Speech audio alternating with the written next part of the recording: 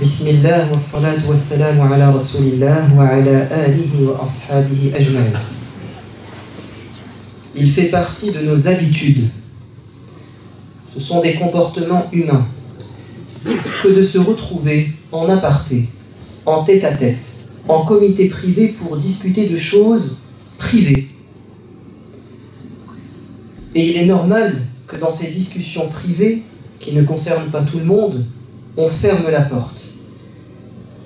Et qu'il s'agit d'un cercle fermé, dans le cadre professionnel par exemple, ou dans le cadre associatif, ou dans le cadre familial. D'ailleurs, il fait partie du bel islam, comme nous l'a enseigné le prophète, alayhi salatu wassalam, de ne pas s'immiscer dans ce qui ne nous concerne pas. Donc il est normal, courant, que les gens se regroupent en petits comités dans des endroits afin de traiter de sujets, de mettre en place des projets. Le problème, c'est que comme il s'agit d'un espace clos et fermé, et presque d'un club privé où seuls les adhérents peuvent venir, ou les responsables,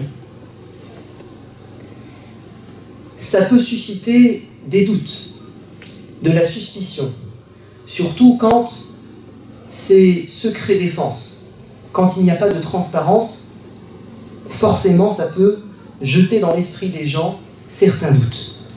Et c'est pour ça que, en principe, notre religion ne nous invite pas à tenir ce genre de conciliabule, d'entretien secret, ou elle nous invite à être transparent, à répondre aux questions des gens, parce qu'on n'a rien à cacher. Mais c'est ainsi que l'être humain fonctionne, encore une fois. Et Dieu aurait pu nous l'interdire par précaution, interdire ces réunions privées par précaution pour éviter que les gens pensent du mal, ou que des choses mauvaises soient fomentées dans ce genre d'endroit secret. Mais Dieu, par clémence et par réalisme, parce qu'encore une fois, c'est la réalité des êtres humains et de la société, il a accepté, il a toléré la chose, mais il s'est adressé à ces gens qui se retrouvent à huis clos en leur disant: vous avez quand même des règles à respecter. Il y a des conditions. Le prophète, alayhi salatu wassalam, marchait un jour dans la rue, et c'est une tradition authentique. Et il remarque un groupe de compagnons dans un endroit en train de discuter. Et il leur dit: rentrez chez vous, ne discutez pas dans la rue. Et les compagnons vont lui dire: mais prophète, on n'a pas le choix, on a besoin de se retrouver et de discuter, parce qu'il n'y a pas d'endroit public, parce que les maisons sont des endroits privés, donc on a besoin d'un espace où on peut échanger. Et le prophète, au départ, il veut l'interdire, mais par réalisme et par miséricorde, il leur dit: pas de problème, vous pouvez discuter dans la rue, mais vous devez respecter ces choses. Donnez à la rue ses droits. Baissez votre regard, rendez la salutation, ordonnez le bien, et si un mal se produit, vous devez intervenir. On ne va pas parler de la discussion dans la rue parce qu'il s'agit d'une discussion finalement publique. Mais on va parler des discussions à huis clos. Parce qu'une sourate a été révélée pour traiter de cette question. Cette sourate, c'est la numéro 58, qui s'appelle Al-Mujadala, c'est-à-dire l'entretien privé. Et la sourate commence par un verset qui fait référence à une situation qu'a vécue le prophète. Une femme est venue s'entretenir avec lui en privé dans l'appartement de son épouse Aïcha. Elle est venue se plaindre de son mari. Elle a vécu une injustice et elle vient se plaindre auprès de l'autorité. Et Aïcha dit: j'ai tendu l'oreille pour essayer de capter un peu ce qu'ils disaient, mais je n'ai pas pu. Ils étaient vraiment en aparté. Et donc se retrouver seul avec une femme n'est pas en soi interdit s'il n'y a pas de risque. Il est même rapporté par le Bukhari que le prophète était tellement accessible, tellement modeste, abordable, que la jeune femme à Médine pouvait le prendre par la main et l'emmener dans une rue de Médine pour s'entretenir en privé, sans qu'il ne retire sa main. Que Dieu lui fasse miséricorde. Et donc Aïcha nous dit, ils se sont entretenus en privé. Et Allah nous rapporte cette discussion privée. Et quand vous tournez la page, Allah va traiter de ce qu'il appelle un najwa. Un najwa, ce sont les réunions à huis clos, les réunions privées. Et qu'est-ce qu'il nous dit? Première règle, la règle essentielle, il faut que la discussion, l'objet de la réunion, soit bénéfique et soit correcte et bonne. On ne se réunit pas pour faire du tort à soi-même ou aux gens. Vous pouvez vous réunir en secret, mais ne dites que du bien. Dieu nous dit dans les versets 9 et 10 de la sourate 58, « Ô vous qui croyez, qui avez la foi, évitez à tout prix dans vos apartés de vous concerter pour commettre des péchés, des agressions et pour désobéir au prophète. » Se réunir pour commettre des péchés. Par exemple, on va regarder un film ce soir ensemble, on se retrouve entre copains et on regarde ce qui n'est pas bien. On fait des péchés. On se fait du tort à soi-même. On boit des choses qui sont illicites. On s'adonne à des choses qui sont néfastes et interdites. On se fait du tort à soi-même. Mais Dieu nous dit, attention, si ça ne concernait que vous, à la limite, vous rendrez des comptes. Mais il rajoute al-udwan, c'est-à-dire de faire du tort aux gens.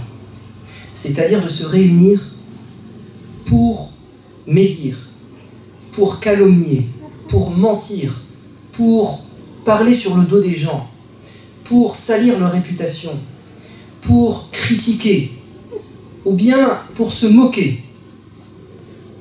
Et Dieu nous dit dans la sourate Al-Baqarah, et lorsqu'il rencontre les croyants, ils nous parlent des hypocrites, ils leur disent, nous croyons, nous aussi, c'est-à-dire on est des amis, des frères, on est sur la même longueur d'onde. Et lorsqu'ils se retrouvent en aparté avec leur diable, ils leur disent, ne vous inquiétez pas, nous sommes avec vous. On n'a fait que se moquer d'eux. Ce sont des réunions diaboliques, celles où on se retrouve pour faire du tort à soi-même ou aux gens. Et après, Allah nous dit dans le verset 10, les entretiens clandestins de ce type sont inspirés par Satan, qui veut susciter des ennuis aux croyants. C'est Satan qui vous pousse à vous réunir parce qu'il sait que vous allez tomber dans le péché et il veut créer de la division, de la discorde entre les croyants. Mais il ne saurait leur causer du tort à ces croyants victimes sans la permission du Seigneur. Si Dieu veut les protéger, il les protégera, quoi qu'ils se disent dans ces réunions secrètes. Que les croyants aient donc confiance en Dieu. Et dans le verset 9 que je n'ai pas terminé, donc Dieu nous dit, ne vous réunissez pas pour commettre des péchés et des agressions contre les gens, mais plutôt prenez comme sujet d'entretien la vertu et la piété. Craignez Dieu devant qui vous serez tous réunis. De quoi s'agit-il? Un sujet en relation avec la piété et la vertu. Il faut s'intéresser au verset numéro 114 de la sourate 4, les femmes, dans laquelle Dieu nous dit: il n'y a rien de bon dans beaucoup de leurs conversations secrètes qu'ils tiennent, sauf lorsqu'il s'agit d'ordonner une aumône, d'accomplir une bonne action ou de réconcilier les gens, de rétablir la paix entre eux. Dieu nous dit dans ce verset que beaucoup de réunions secrètes sont accompagnées de péchés, d'interdits, de mal, sauf dans un cas, lorsque l'objet de cette réunion, l'objectif, la finalité de cette rencontre secrète est de promouvoir les aumônes, la sadaqa. Il s'agit de faire du bien, l'humanitaire, venir en aide aux pauvres, résoudre les problèmes de société, la crise, et non pas de pervertir la société, ou d'être spectateur et de perdre son temps dans ces rencontres vaines et futiles, mais aussi de promouvoir les bonnes choses, al-ma'rouf, les bonnes actions. Et enfin, ces réunions doivent avoir comme objectif la paix, l'union, l'unité entre les gens, et non pas se réunir pour diviser, pour créer des conflits. Ensuite, Dieu dit, celui qui agit ainsi pour plaire à Dieu, nous lui attribuerons une magnifique récompense. Ceux qui font l'effort de se réunir, de prendre de leur temps pour construire le vivre ensemble, la société, Dieu prendra en compte leurs bonnes intentions et leurs efforts. Et l'inverse est vrai. S'ils se réunissent pour le contraire, alors Dieu les menace. Comment faire donc pour préserver nos réunions discrètes, nos conciliabules de ce que Dieu n'aime pas et de ce qui fait du tort aux gens? C'est toujours la même solution qui est proposée par Dieu, celle de prendre conscience qu'il est là et qu'il nous voit. Et dans la même sourate 58, Dieu nous dit: ne vois-tu pas que Dieu est au courant de tout, ce qui se passe dans les cieux et sur la terre? Il n'est point de réunion secrète à trois où il n'est, c'est-à-dire Dieu, le quatrième, ni à 5 où il ne soit le 6e. Que le nombre des participants soit en moins ou en plus, Dieu est tout le temps avec eux, en quelque lieu où ils se trouvent. Et il leur rappellera leurs actes, le jour de la résurrection, car la science de Dieu n'a point de limite. Si ces gens qui se réunissaient avaient la foi, qu'ils croyaient fermement en ces vérités, que Dieu les voit, qu'il est avec eux, alors ils retiendraient leur langue, alors ils purifieraient leur cœur. Il y a des réunions qui sont bénies et des réunions qui sont maudites. Les réunions maudites sont celles où le 3e ou le 4e est le diable. Dieu nous dit dans la sourate, les femmes, yastarfouna minan nas, ils se cachent des gens, wala yastarfouna min Allah, ils ne se cachent pas de Dieu, car ils l'oublient.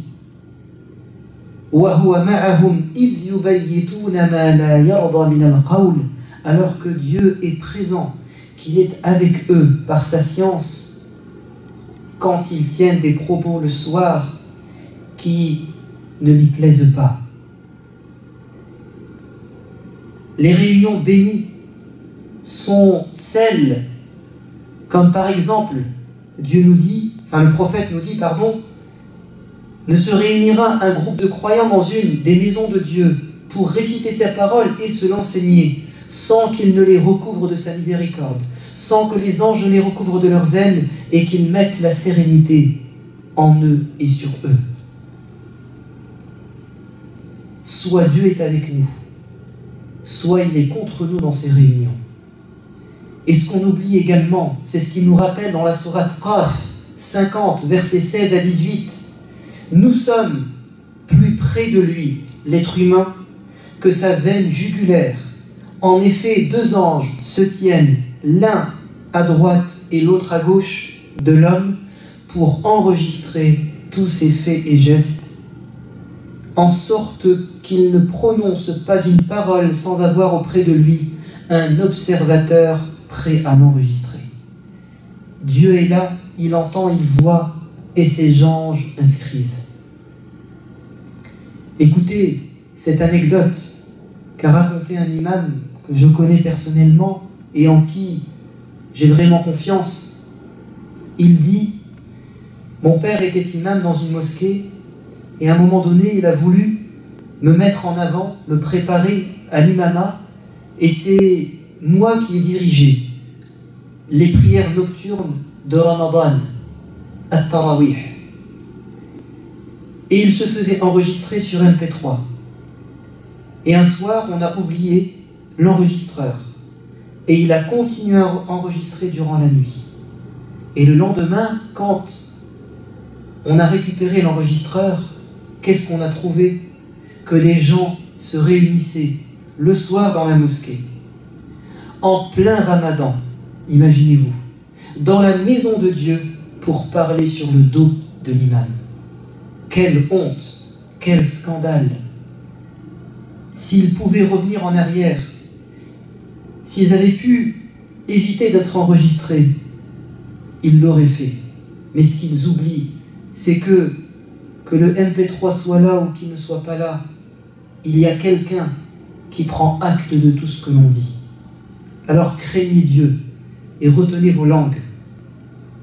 Et faites attention dans vos réunions de famille, ou dans les associations, ou dans le milieu professionnel. Que vos réunions soient bénéfiques et non pas diaboliques.